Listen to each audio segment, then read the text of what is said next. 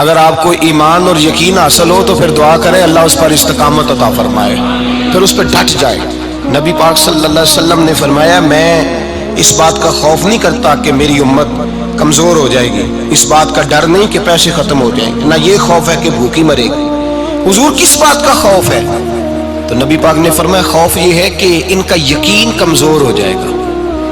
یاد رکھیں اگر اعتبار نہ ہو تو گھر نہیں چلتا، تو اگر اللہ رسول پر یقین کامل نہ ہو تو پھر بندہ مسجد نہیں آ سکتا، پھر اس کا دین نہیں چلتا، پھر اس کے لیے مشکل ہے نماز، پھر اس کے لیے مشکل ہے راہ خدا میں خرچ کرنا۔ میرے نبی پاک نے فرمایا یوں نہ کہا کر کہ یا اللہ چاہے تو دے چاہے تو نہ دے، جب مالک سے مانگ تو کہا کر یا اللہ تجھی سے مانگنا ہے، میں لے کے اٹھوں گا، تو مجھے دے گا۔ فرمایا جتنا تیرا یقین کامل ہوگا اتنا ہی اللہ تجھے جھولی بھر کے عطا فرمائے گا۔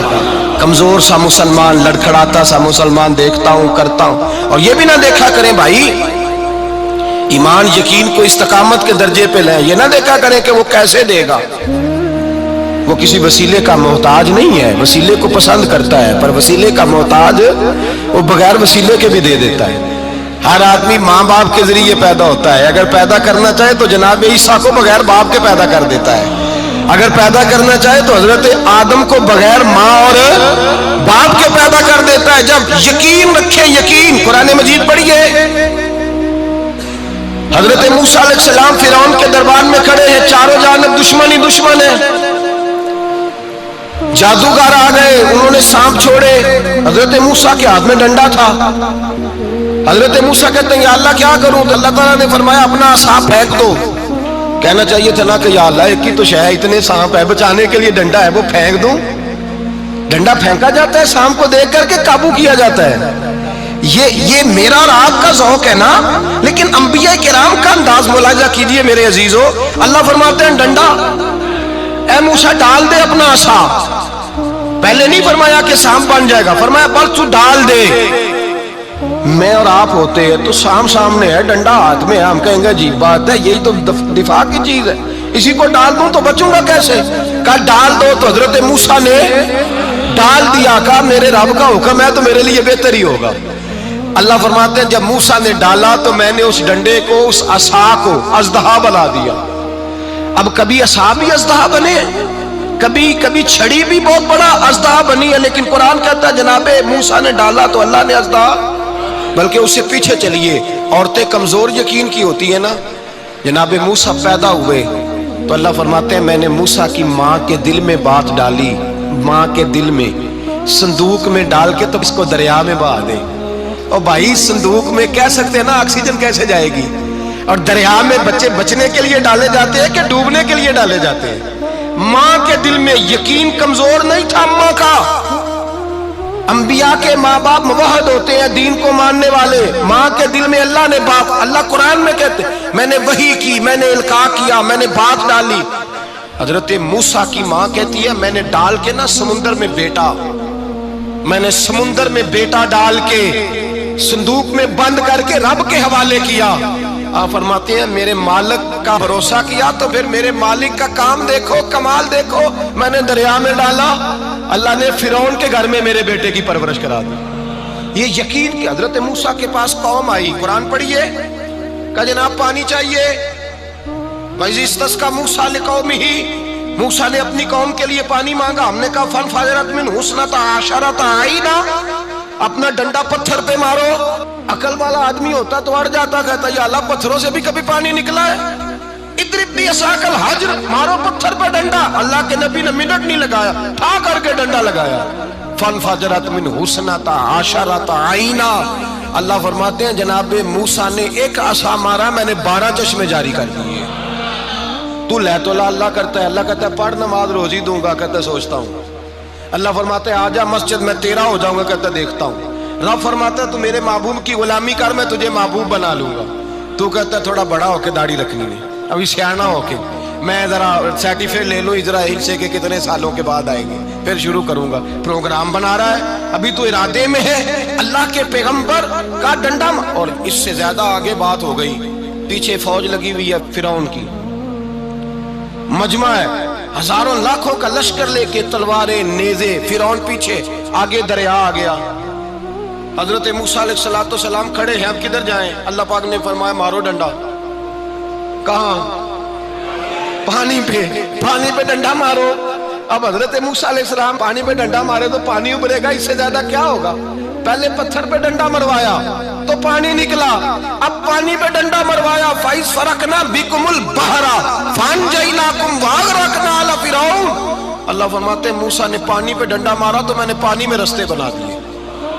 ایک جگہ ڈنڈا مارا تو پانی نکل آیا، دوسری جگہ عصا مارا تو پانی خشک ہو گیا، 12 چشمے بن گئے، 12 رستے بن گئے دریا میں سے۔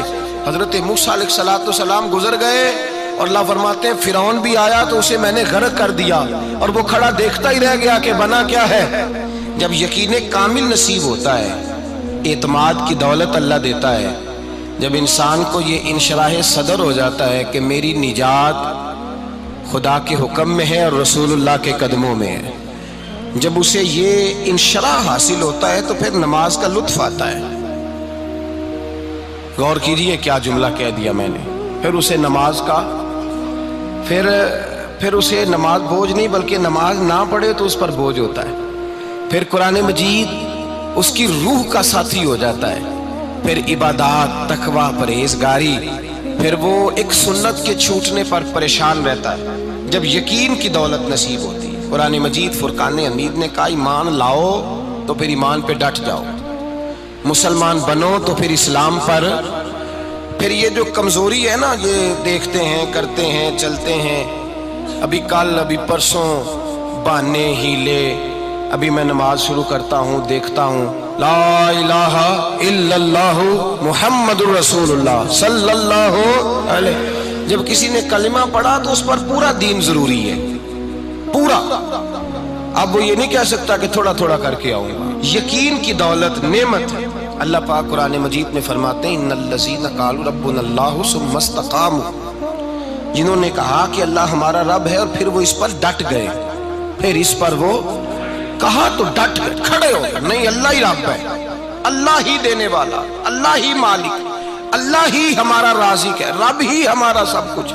جب ڈٹ گئے تو فرمایا تتنزل علیہم الملائکہ، پھر میں ان کی مدد کے لیے آسمان سے فرشتوں کا نزول فرمایا کرتا ہوں۔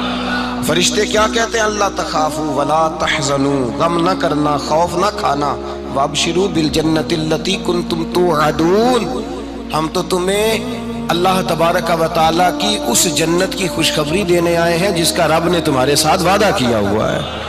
پھر فرشتوں کا نزول ہوتا ہے، لیکن شرط کیا ہے کہ ایمان لائے، اور پھر ایمان پر پھر یہ نہ سوچے کہ وہ کس طرح دے گا، وہ کیسے عطا کرے گا، وہ میری مدد کس طرح کرے گا، نظام کیسے چلے۔ ڈٹ جائے کہے میرے اللہ کا حکم ہے تو میں نے حلال ہی کھانا ہے، میرے رب کا حکم ہے تو میں نے تھوڑے پہ ہی گزارا کرنا ہے، میرے مالک کا حکم ہے تو میں نے اپنی جیب دیکھنی یا دوسرے کی نہیں دیکھنی، میرے رب کا حکم ہے تو میں نے اس کی اطاعت میں رہنا۔ جب ڈٹ جائے گا اللہ کے احکامات پر، جب ڈٹ جائے گا تو اللہ فرماتا ہے پھر میں تیری مدد کے لیے فرشتوں کا نزول کروں گا۔ نبی پاک صلی اللہ علیہ وسلم نے فرمایا 2 دولتیں اگر کسی کو اللہ دے دے تو سمجھے اللہ نے اسے دنیا کی سب سے زیادہ دولت عطا فرما دی۔ یا رسول اللہ وہ کون کون سی چیزیں ہیں؟ فرمایا ایک جس شخص کو اللہ نے معاف کرنے کی دولت عطا کر دی، جو معاف کرنے لگ گیا، جس کی طبیعت میں درگزر آ گیا، جو معاف کرنے لگا، غلطیاں معاف کرنے لگا، جس کو ایک دولت یہ مل گئی۔ اور دوسرا میرے مصطفیٰ نے فرمایا جسے اللہ نے یقین کی دولت عطا فرما دی۔ جس کو یہ 2 دولتیں مل جائیں، ایک درگزر کرنا، دوسرا رب رسول پہ یقین کامل رکھنا، اسے کائنات کی ہر شے مل گئی۔ میرے نبی پاک نے فرمایا جب بھی دعا مانگو خدا سے یہ 2 نعمتیں مانگا کرو، عرض کیا کرو اے اللہ درگزر کی دولت عطا فرما، اے اللہ تو ہمیں یقین کی دولت عطا فرما، ایمان کی قوت اور پختگی نصیب فرما۔ میرے بھائی حضور نے فرمایا مانگ کے لو۔ کمزور ایمان والا شخص کسی کام کا نہیں ہوتا۔ جس آدمی کے ذہن میں شک کا بیج ایک دفعہ جنم لیتا ہے وہ آدمی تو غلام سے بدتر ہے۔ بے کیف سجدہ، روٹھی روٹھی سی عبادت، اس کی زندگی کیفیات سے خالی ہے۔ جس شخص کو پتہ چل جائے نا لوگ میرے مخالف ہیں، اس کا تو سجن رہتا ہی کوئی نہیں۔ اصل بات یہ ہوتی ہے کہ یہاں سوچ بیٹھا ہے کہ دنیا میرے خلاف ہے، مخالفت یہاں بیٹھ گئی ہے، دو بندے باتیں کر رہے ہیں تو پریشان ہے، میرے خلاف ہی لگے ہوئے ہیں، میری ہی بات ہو رہی ہے، کیونکہ اصل تکلیف کہاں ہے؟ اور اگر یہاں یقین کامل ہو گیا نا کہ سارے مجھ سے پیار ہی کرتے ہیں، تو پھر دو بندوں کو بات کرتا دیکھیں گے تو یہی سوچے گا میری تعریفیں کر رہے ہیں۔